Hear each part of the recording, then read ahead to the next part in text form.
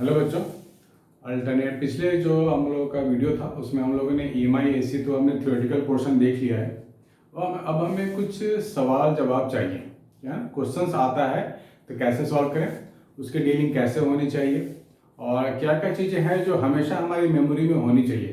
कुछ चीज़ें हैं जो हमेशा पता होनी चाहिए ऑलवेज, है ना, बार बार जाके रिवाइज नहीं करना है। तो उन्हीं सब चीज़ों पर हम फोकस करने वाले हैं। ध्यान से देखना बच्चों, मिस नहीं करना, पूरा देखना। ये दो डायग्राम है, इंडक्टर है, रेजिस्टेंस है। इसमें इंडक्टर, रेजिस्टेंस और कैपेसिटर, राइट, तीनों है। और इंडक्टर की रेजिस्टेंस 3R है, रेजिस्टेंस की रेजिस्टेंस R ही है। इंडक्टर की रेजिस्टेंस 3R, रेजिस्टेंस की गिवन है R, कैपेसिटर की रेजिस्टेंस भी R के टर्म में गिवन है, विच इज R ओनली। बोला गया find the ratio of power factor in this two cases. अब पावर फैक्टर दिमाग में आते ही हमारे दिमाग में क्या आना चाहिए? cos फाई आना चाहिए। cos फाई को ही बोलते हैं पावर फैक्टर।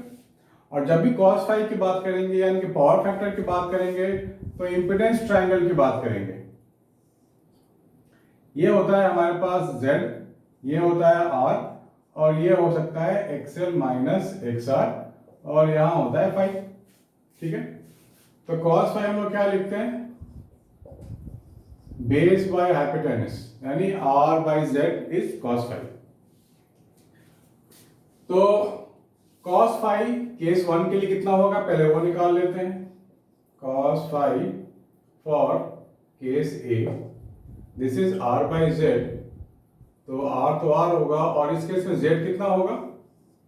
Z का फॉर्मूला हमें पता है बच्चों, Z is equal to under root R square plus XL minus XC का होल स्क्वायर। ये XL माइनस XC है, सॉरी। ये इस केस में कैपेसिटर तो है ही नहीं, यानी कि XC तो जीरो होगा, तो we can write Z is equal to, हम केस A की बात कर रहे हैं, R स्क्वायर प्लस XL का स्क्वायर, 3R का स्क्वायर हो जाएगा यहाँ पे, that is 9R square under root of 10R square.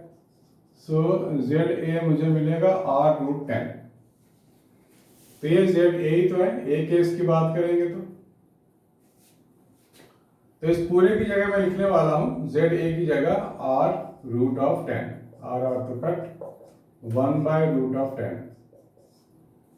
Similarly case B की बात करें, cos phi of case B R of ZB, तो यहाँ ZB कितना होगा? Under root R square plus XL minus XC करेंगे तो 3R minus R, that means 2R। ठीक है बच्चों, XL माइनस XC करना है। XL 3R है, XC R है, तो ये 2R का होल स्क्वायर हो गया। 4R स्क्वायर अंडर रूट ये हो जाएगा 5R square, that means R root 5। तो यहां मैं लिखूंगा R upon R root 5 1 by root 5। ठीक है, अब इनका रेशियो निकाल लेना है, डिवाइड तो करना है और क्या करना है? Ratio cos phi A upon cos phi B, तो क्या होगा बच्चों? ये हो जाएगा root 5 by root 10 1 by root 2, that's it. ठीक है बच्चों, है ना इजी? तो आपको क्या क्या याद रखना है दिमाग में? पावर फैक्टर आता है, cos फाई आपको दिमाग में आना चाहिए, और cos फाई दिमाग में आता है तो एक राइट एंगल ट्रायंगल आना चाहिए। cos फाई निकाल लेंगे यहाँ से बेस बाय हाइपोटेनस, कभी कभी tan फाई निकालने को आएगा, वो गिवन होगा क्वेश्चन में। तो ये ट्रायंगल को दिमाग में हमेशा फिट कर लो, it is easy to understand. Note it down बच्चों।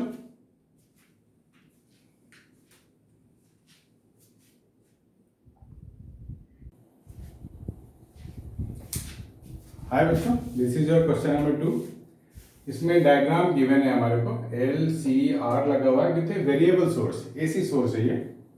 Series LCR circuit with LC और R की वैल्यू यहाँ गिवन है और वेरिएबल फ्रीक्वेंसी यानी कि 240 volt source is shown as shown in this figure. तो बच्चों इस तरह के क्वेश्चन में जहां पे वेरिएबल फ्रीक्वेंसी सोर्स गिवन हो, यानी कि इसको बोलते हैं VRMS। ये हो गया सॉल्यूशन। तो मेरे को VRMS गिवन है, RMS voltage that is 240 volt. अब बोलोगे RMS तो यहाँ लिखा नहीं है, ये वोल्टेज मैक्सिमम भी हो सकता है। तो बच्चों जब कुछ भी मेंशन नहीं हो, सिर्फ वेरिएबल फ्रीक्वेंसी सोर्स 240 वोल्ट या कोई भी वोल्ट गिवन हो, तो हमेशा आरएमएस होगा। अगर मैक्सिमम वोल्टेज होगा तो गिवन होगा, वहां लिखा होगा maximum. Find the angular frequency of the source which drives the current at resonance.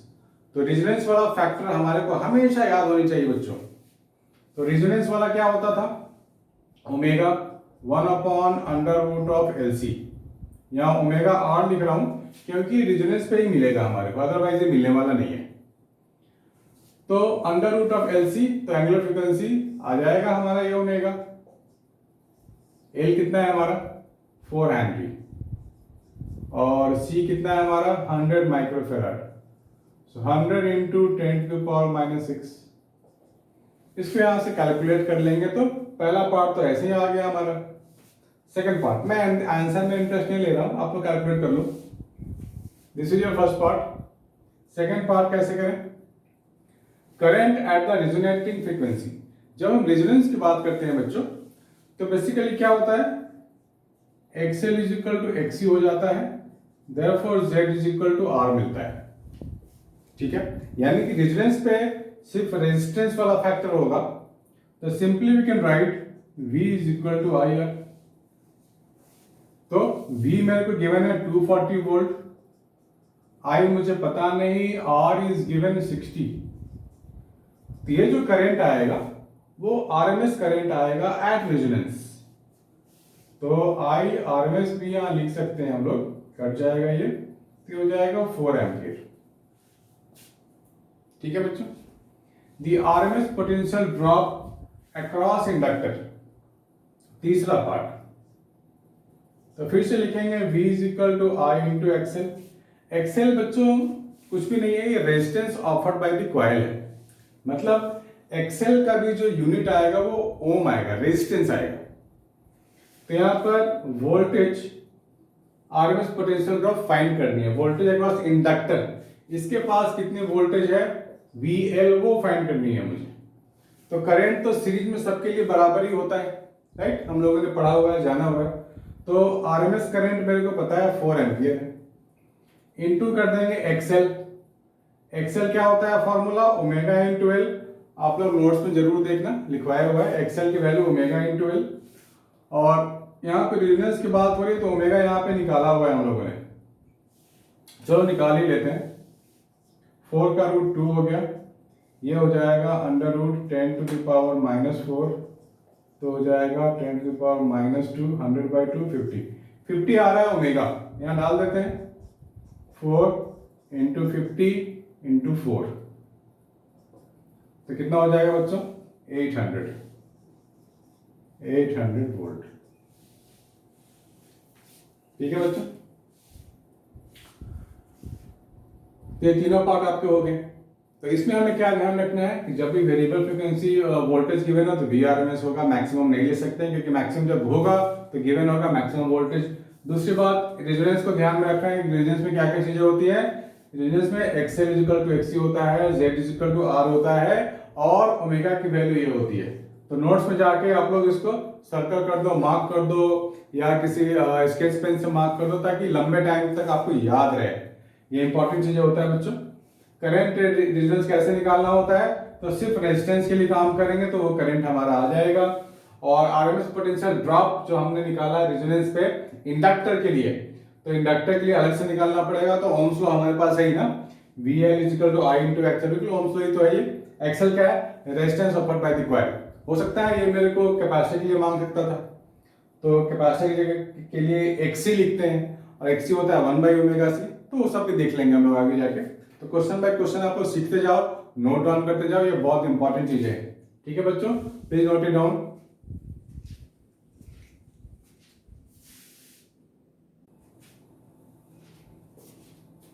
Hello बच्चों, एक और थर्ड एग्जांपल देखते हैं एसी से रिलेटेड। इंडक्टर कैपेसिटर रेजिस्टेंस की वैल्यू गिवन है, सीरीज में है, विथ 100 वोल्ट वेरिएबल सोर्स। तो आपको समझ में आ गया होगा कि 100 वोल्ट वेरिएबल सोर्स का क्या मतलब है, right. Find frequency eight which power factor of the circuit is unity. अब आपको लगेगा ये पावर फैक्टर यूनिटी हो गया, इसका क्या मतलब है, क्यों है ये। तो बच्चों पावर फैक्टर यूनिटी का क्या मतलब होता है? cos phi 1। और इतना तो हम सबको बेसिक पता है कि cos का फंक्शन 1 कब होता है? कब होता है 1?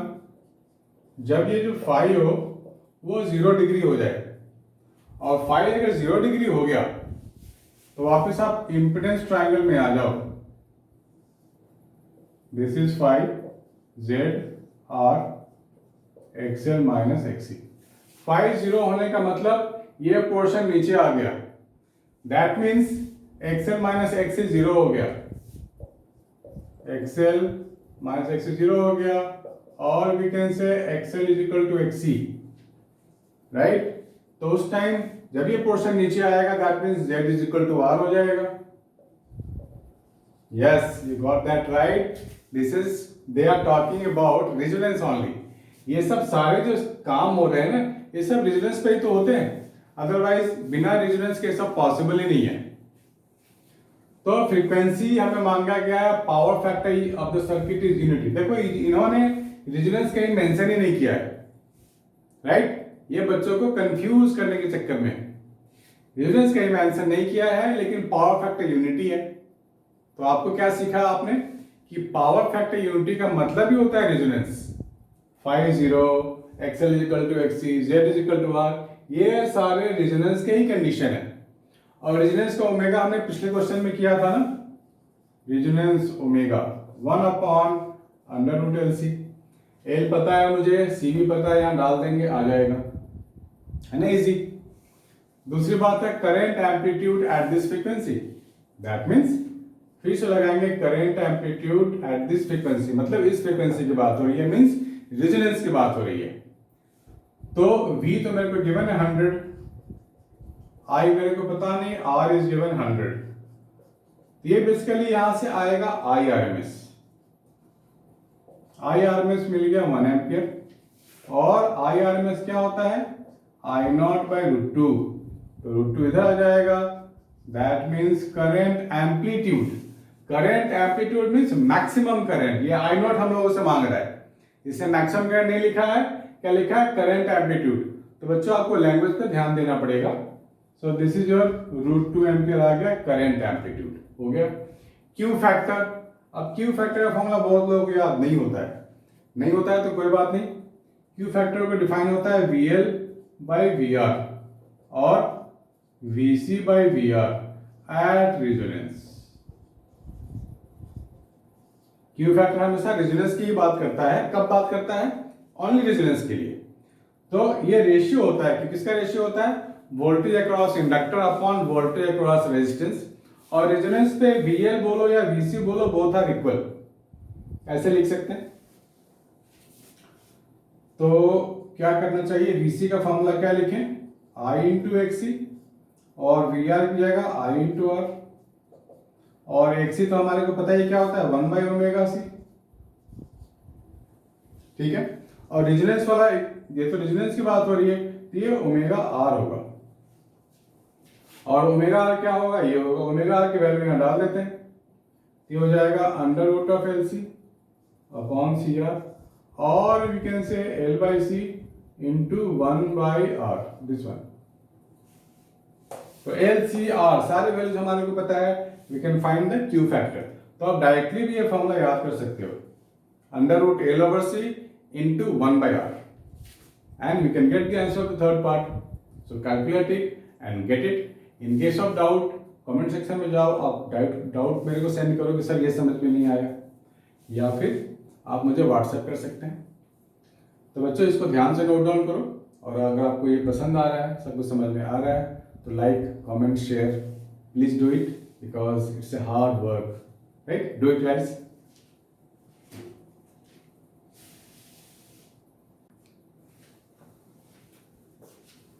हेलो बच्चों, let's do fourth example. Inductor L को एक बल्ब से जोड़ा गया है विथ एन AC सोर्स। तो यहां पे बोला गया है, explain briefly how does the brightness of the bulb change when number of turns of the inductor is reduced. Number of turn को कम कर दिया गया, तो इसके ब्राइटनेस पे क्या फर्क होगा या नहीं होगा। तो बच्चों आप लोग ध्यान देना कि जब हम लोग बात करते हैं XL is equal to omega L की, राइट, तो ये जो इंडक्टर एल है, सेल्फ इंडक्टेंस हम लोगों ने डिराइव किया था फॉर्मूला, ठीक है, सेल्फ इंडक्टेंस। तो ये जो सेल्फ इंडक्टेंस एल होता है, ये नंबर ऑफ टर्न पे भी डिपेंड करता है।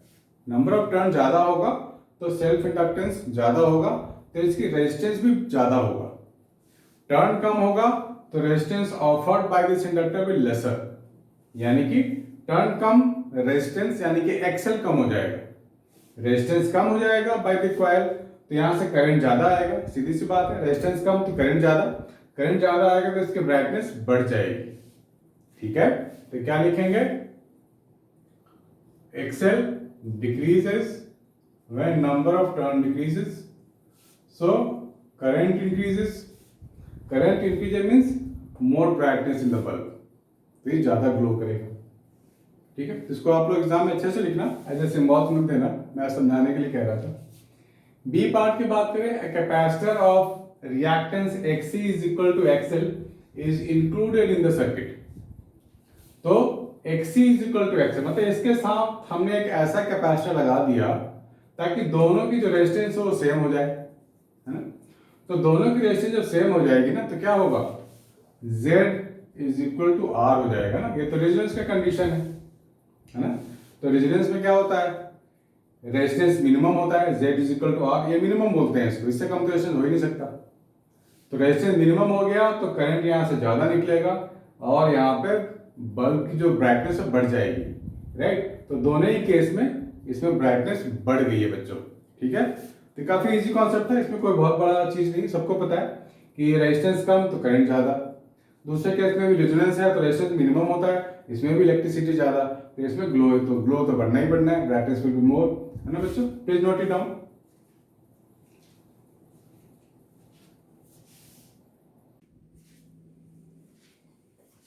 हाँ बच्चों, in this question there are 3 voltages already given, मतलब VL means voltage across inductor यानी कि कॉइल है हमारे पास, VC यानी कैपेसिटर की बात हो रही है, उसके पास भी 30 वोल्ट है, and VC across resistance is 60 volt which is given.